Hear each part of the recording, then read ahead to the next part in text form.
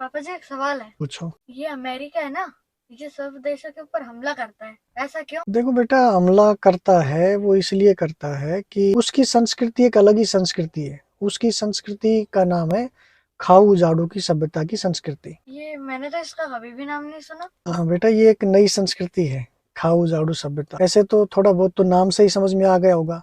खाऊ और उजाड़ू, खाओ, खाओ जितना खाओ, बाकी उजाड़ दो, है ना। यानी कि ताकि और कोई ना खा पाए। हाँ, और कोई ना खा पाए। और मतलब जिसे अपन कह सकते हैं ना कि भोगवादी संस्कृति। भोगवादी का मतलब ये है कि उनका जो दृष्टिकोण ये है कि दुनिया में जो भी कुछ दिख रहा है ना, उसका भोग कर लो, उपभोग कर लो। मतलब सामने वाले का क्या अस्तित्व है या नहीं है, उससे कोई मतलब नहीं, ठीक है।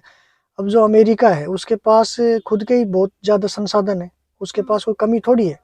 लेकिन फिर भी आप देखोगे कि वो, उसमें संस्कार ही ऐसे हैं कि वो पूरी दुनिया को देखता है। पूरी दुनिया में जो भी उसको दिख रहा है ना, उस पर वो कब्जा करना चाहता है। और कब्जा क्यों करना चाहता है? क्योंकि वो ज्यादा से ज्यादा भोग करना चाहता है, ठीक है।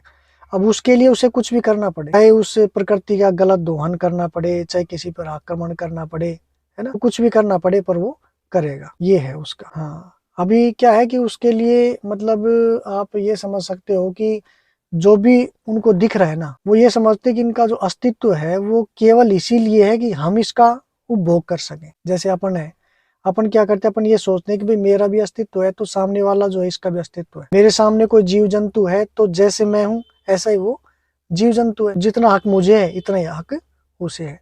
लेकिन जो भोगवादी संस्कृति है वो ये कहती है कि जो भी दिख रहा है ना, मतलब मनुष्य जो है वो ये समझता है कि मुझे छोड़कर जो भी दिख रहा है मैं उसका भोग कर लूं। इसीलिए आप देखते हो कि जो बहुत सी संस्कृतियां ऐसी हैं कि जो अ, अतिरिक्त पृथ्वी का जो संपत्ति है उसका दोहन करती जा रही है। दोहन? दोहन का मतलब ये होता है कि जैसे मतलब खनिज है ना, तो उसकी खुदाई पे खुदाई, खुदाई पे खुदाई करते जा रहे हैं। पानी है तो पानी का क्या होता था कि जैसे अपने उपभोग करना है, मान लीजिए 5 बाल्टी, लेकिन अपन ने उसमें मोटर लगा दी, सबमर्सिबल लगा दिए और उसमें मतलब 50 बाल्टी निकाल ली और उसको अपन बिखेर रहे हैं ऐसे ही।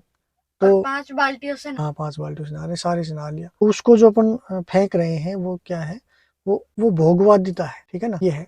तो अमेरिका के जो प्रति व्यक्ति जो जो ऊर्जा का जो उपभोग करता है, वो जो बाकी जो देश है उससे बहुत ज्यादा गुना ज्यादा है ना।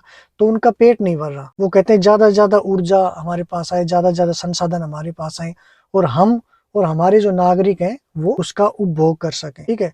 और उनके जो वो वहाँ के जो निवासी है उनको आदत भी ऐसी पड़ी हुई है, वो किसी भी चीज का कह सकते हैं संतुलित मात्रा में उपभोग ही नहीं कर सकते। उनको ज्यादा से ज्यादा चाहिए। इसलिए आप देखोगे अमेरिका में मोटापा बहुत ज्यादा है। ये ऐसा ही है जैसे मतलब कई बार आपने ऐसे देखे होंगे लोग जो बहुत भारी भुक्खड़ होते हैं, मतलब कुछ भी मिल जाए उसको खा जाए, कुछ भी मिल जाए उसको खा जाए, जहां भी उसको दिखता है वो वहीं पहुंच जाते हैं कि मैं इसको इसको खा लूं, मैं इसको खा लूं।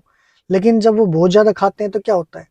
या तो पचता नहीं है ना, और या फिर वो किसी न किसी प्रकार से वो पेट खराब होगा या कुछ होगा, वो बाहर निकलेगा। तो जो भोगवादी जो या खाऊ जाड़ू सभ्यता के जो देश है ना, उनके यही हाल है। चाहे अपना जो शरीर है वो खराब हो जाए, चाहे कुछ भी हो जाए, लेकिन उनका पेट कभी भरता नहीं है। उनमें एक तरह का ये कहा जाए ना कि बेसब्रे जो लोग होते हैं ना, उस प्रकार के लोग होते फिर जो ये सारे देश हैं, हैं। ये मिलके अमेरिका के ऊपर हमला क्यों नहीं करते? वो इसलिए नहीं कर सकते कि सबके हित जो है वो आपस में जुड़े हुए हैं, है ना। किसी को कोई चीज इंपोर्ट करनी है ना, तो वो वहां से इंपोर्ट होगा। आपस में देश दुश्मन बने हुए हैं ना। नहीं, जो साथ मिले हुए हैं, हम्म। जो भी अमेरिका के खिलाफ है, वो साथ मिल जाए और फिर उनका वो कर दे, फिर अमेरिका खात्मा। अमेरिका के सीधे खिलाफ कोई नहीं है ना। जैसे मान लो चाइना की टक्कर है, लेकिन क्या होता है कि जो युद्ध होता है ना, उसमें सीधा दोनों देशों को नुकसान होता है। तो चाइना बड़ी मुश्किल से अमेरिका के पास आ रहा है, धीरे धीरे धीरे धीरे। तो अगर वो युद्ध कर देगा तो क्या होगा? दोनों देश जो है पीछे चले जाएंगे और तीसरा देश को फायदा मिल जाएगा। तो वो युद्ध नहीं चाहते, इसलिए वो युद्ध नहीं करते। लेकिन अगर किसी के मन में आ जाए और सारे के सारे देश मिलके हमला करे, तो अमेरिका खत्म हो सकता है। हाँ, हो सकता है, लेकिन ऐसा करेंगे क्यों? अगर कभी भविष्य में हुआ। हाँ, वो तो फिर विश्व युद्ध हो जाएगा, फिर दुनिया खत्म हो जाएगी। क्योंकि इतने ज्यादा परमाणु बम और बाकी जो हाइड्रोजन बम और तरह तरह के इतने बम बन चुके हैं कि जो धरती है ना उसको 10 बार खत्म किया जा सकता। अब अगर मान लो वो चल गए तो अपन जिसको ये सोच रहे हैं कि इसको हटा दे उसको बना दे, वो तो एक बार में खत्म हो जाएगी, बाकी 9 बार का तो सारा बचा ही रह जाएगा। तो इसका तो जो है वो समाधान इसी में है कि सभी जो है वो वसुधैव कुटुंबकम की संस्कृति को अपनाएं और एक खाऊ जाड़ू सभ्यता की एक दूसरे पर हमला कर लें, एक दूसरे की संपत्ति को ले लें, है ना, और ज्यादा धरती का दोहन कर लें, ये जो है सोच ये छोड़नी पड़ेगी।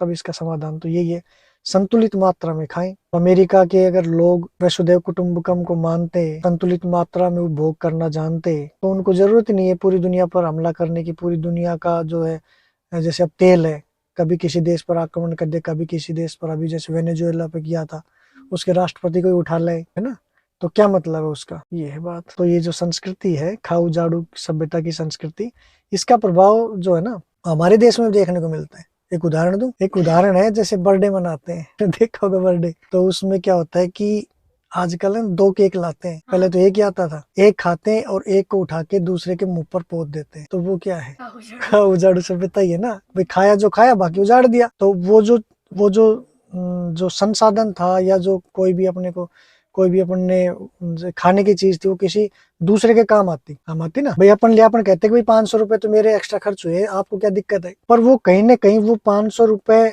आपने तो खरीद लिए, लेकिन वो इतनी महंगी हो गई चीज कि कोई जो गरीब है जिसके पास मान लो 500 रुपए नहीं है, जिसके पास 100 रुपए ही है, उसके लिए तो महंगी हो गई ना। तो कहीं ना कहीं जो ये मार है वो कहीं ना कहीं फिर गरीब पे जाकर पड़ती है। तो ये उसका प्रभाव, अपन भी उन लोगों से प्रभावित हो रहे हैं। अपना जो देश है, अपने देश में तो जो चीज गिर जाती थी ना नीचे, उसको भी उठाते थे और कहते थे कि भाई अनाज है, ये देवता है, भगवान है, इसका अपमान नहीं होना चाहिए, पैर नहीं लगना चाहिए, और वो उठाते थे। और गंदा होता था ना वो, तो उसको नहीं खाते और दीवार पे रख देते थे।